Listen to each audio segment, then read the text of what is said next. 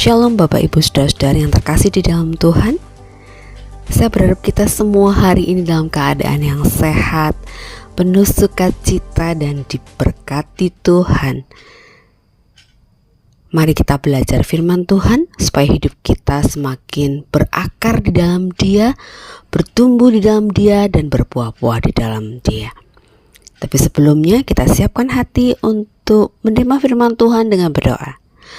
Bapa di dalam surga, dalam nama Tuhan Yesus, kami berterima kasih atas penyertaan, pertolongan, dan pimpinanmu di dalam kehidupan kami.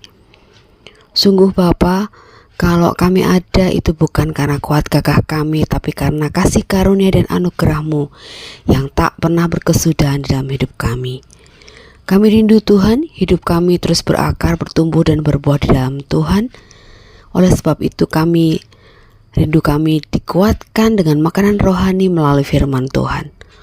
Urapi hamba-Mu yang kami menyampaikan dan juga setiap kami akan mendengar, sehingga firman Tuhan menjadi rema bagi kami, sehingga manusia rohani kami semakin teguh dan bertumbuh di dalam iman. Kami siap Tuhan untuk menyambut firman-Mu dalam nama Tuhan Yesus Kristus. Haleluya, amin. Firman Tuhan hari ini diambil dari Matius 7 ayat 12. Segala sesuatu yang kamu ingin orang lakukan kepadamu, demikian juga harus kamu lakukan kepada mereka. Bapak Ibu, saudara-saudari, kita mungkin pernah mendengar apa yang namanya prasangka. Kalau menurut terjemahan dalam Kamus Besar Bahasa Indonesia, prasangka itu artinya atau pendapat atau anggapan yang kurang baik mengenai sesuatu sebelum kita benar-benar mengetahui, mengecek atau menyelidiki tentang sesuatu itu sendiri. Kisah hari ini tentang Yakub dan Esau, Bapak Ibu Saudara. Kita pasti sudah pernah dengar ya tentang Yakub dan Esau. Mereka berdua ini adalah saudara kembar, Bapak Ibu. Tapi meskipun mereka adalah anak kembar, mereka memiliki perbedaan. Mulai dari fisik, di mana Esau ini berbulu tangannya, sedangkan Yakub tidak. Kemudian perbedaan juga terjadi di karakter mereka, termasuk kegemaran aktivitas, karena Esau senang sekali berburu, sedangkan Yakub tidak. Yakub memiliki hati yang lemah lembut, sedangkan Esau orang yang penuh semangat dan antusiasme. Padahal mereka berasal dari orang tua yang sama dan keduanya dibesarkan secara bersama-sama. Kisah tentang dua bersaudara ini tentunya mengingatkan kita bagaimana hak kesulungan Esau ditukar dengan semangkok sup kacang merah. Dan dari situ kemudian terjadilah konflik di antara keduanya. Yakub yang ketakutan karena merasa telah menipu saudaranya, kemudian melarikan diri menjauhi kakaknya Esau dan keluarganya.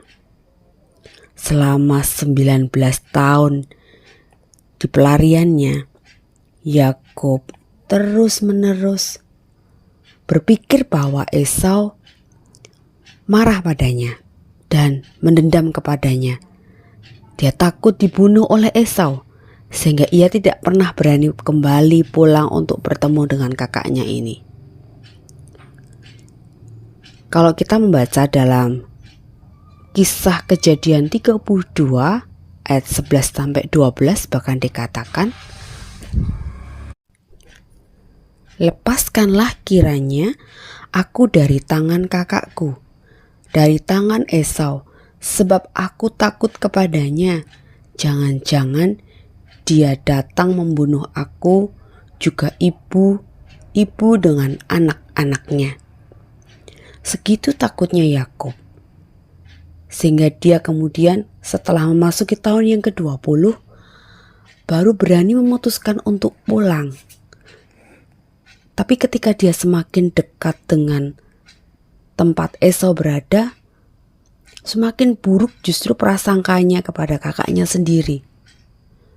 Sehingga akhirnya Yakub mengatur sedemikian rupa untuk bisa bertemu dengan Esau. Dia persiapkan persembahan yang banyak, bahkan dia mengatur orang-orangnya sampai menjadi 3 bagian yang mendahului Yakub dan anak istrinya.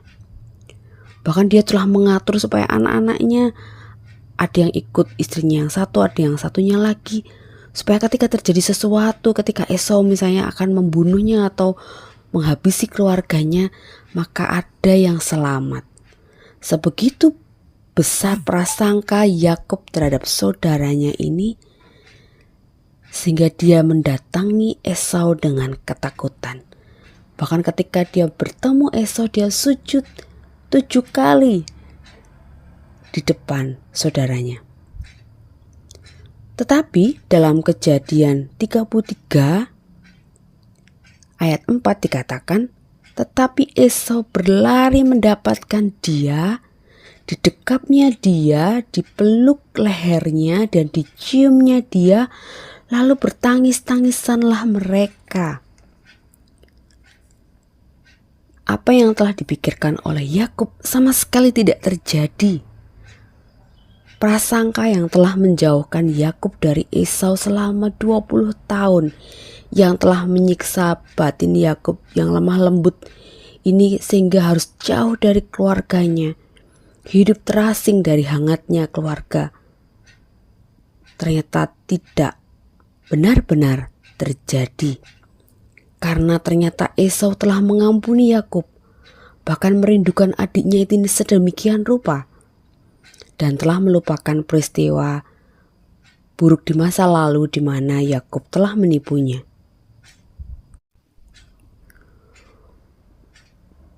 Yakub telah berprasangka buruk, pada Esau tidak demikian adanya. Dalam kehidupan kita sehari-hari Bapak Ibu Saudara-saudari, mungkin kita sadar atau tidak sadar juga berprasangka kepada orang lain, dalam skala kecil maupun dalam skala yang besar. Ada suatu kali seseorang bisa saja memiliki prasangka yang kurang baik apabila ada orang lain yang datang. Berpikir bahwa buat apa sih orang ini datang ke sini? Jangan-jangan nih dia mau begini nih, jangan-jangan dia mau begitu. Padahal belum tentu terjadi bahwa orang yang diprasangkai ini melakukan hal tersebut. Bahkan seringkali prasangka muncul hanya karena faktor fisik. Ketika bertemu dengan seseorang yang berbadan sangar, bermuka sangar, atau terlihat kasar, kita berprasangka bahwa orang itu mungkin adalah orang yang tidak baik, itu yang jahat. Padahal bisa jadi justru orang itu adalah orang yang sangat baik. Karena kedalaman hati seseorang tidak dapat ditentukan dari fisiknya. Bagaimana kita dapat mengatasi prasangka ini ketika kita pun kemudian bisa saja mengalaminya Bapak Ibu Saudara-saudari? Di dalam Matius 7 ayat 1 dikatakan, jangan kamu menghakimi supaya kamu tidak dihakimi.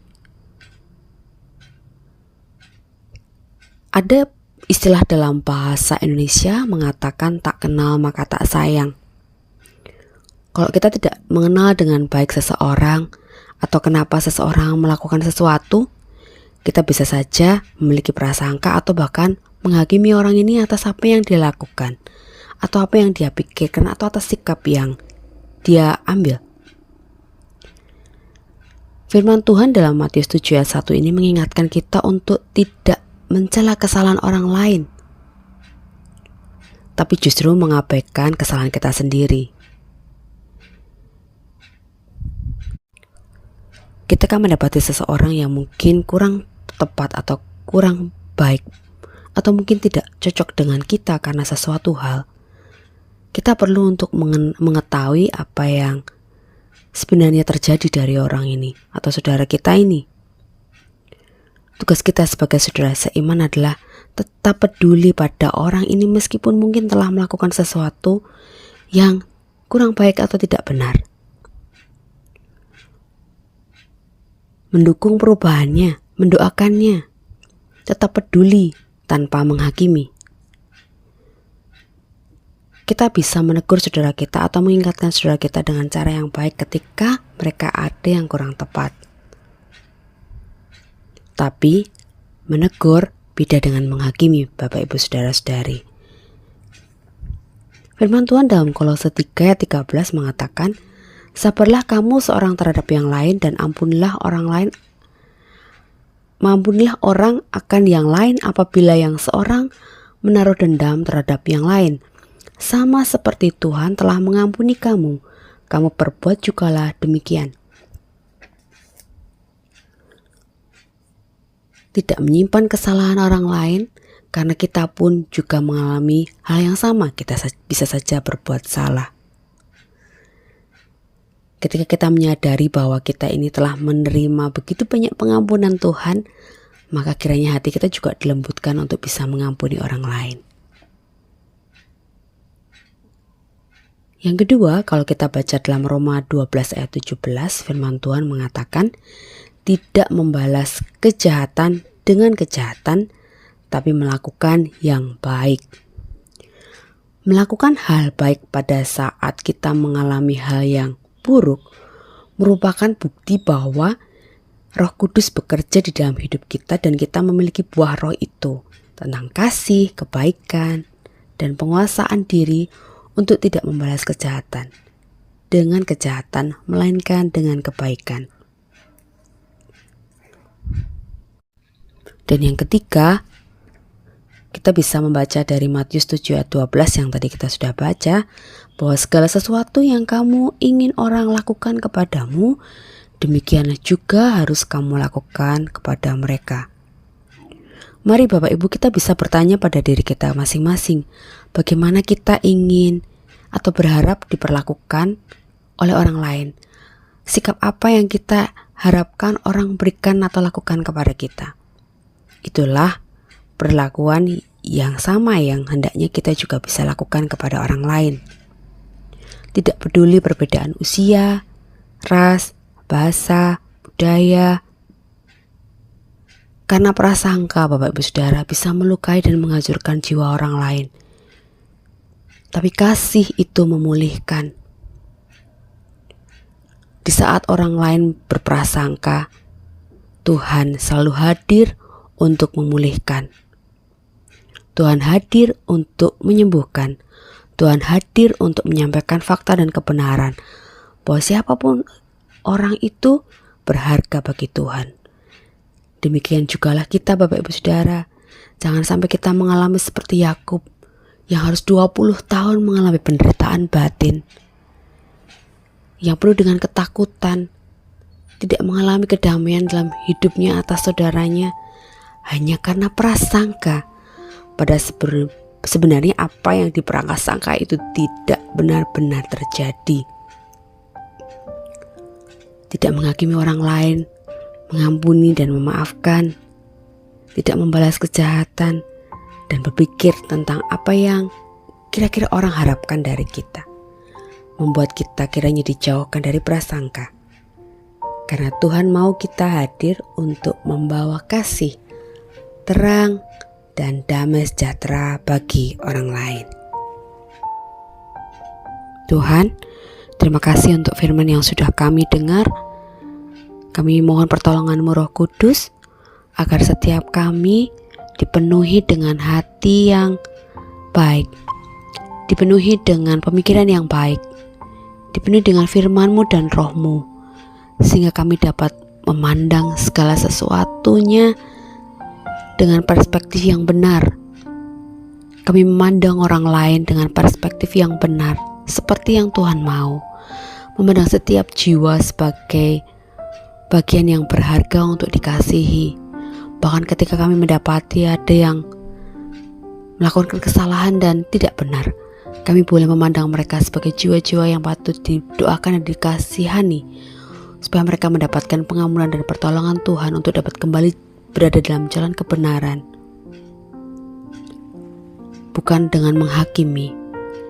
Ketika ada yang berbuat tidak baik kepada kami, berikanlah kepada kami hati yang lemah lembut dan penuh kasih untuk membalas kejahatan dengan kebaikan. Bukan karena kami yang sanggup Tuhan, tapi karena kami percaya Roh Kudus-Mu akan memampukan dan menyanggupkan kami untuk melakukannya. Supaya setiap kami Tuhan dapat memancarkan Engkau dan kasih-Mu kepada sesama kami. Tolong kami Bapa, baik pikiran, perasaan, dan sikap kami agar dapat menunjukkan tentang kasih dan Engkau sendiri, sehingga kami dapat menjadi pelaku firman yang berkenan untuk hormat kemuliaan nama-Mu. Terima kasih untuk firman-Mu Tuhan, memberkati setiap kami dalam segala aktivitas hidup kami. Kiranya Tuhan menuntun agar apa yang kami lakukan berbuat seturut dengan kehendak Tuhan. Ampuni segala dosa dan kesalahan kami Tuhan. Dalam nama Tuhan Yesus kami sudah berdoa dan mengucap syukur. Haleluya, amin.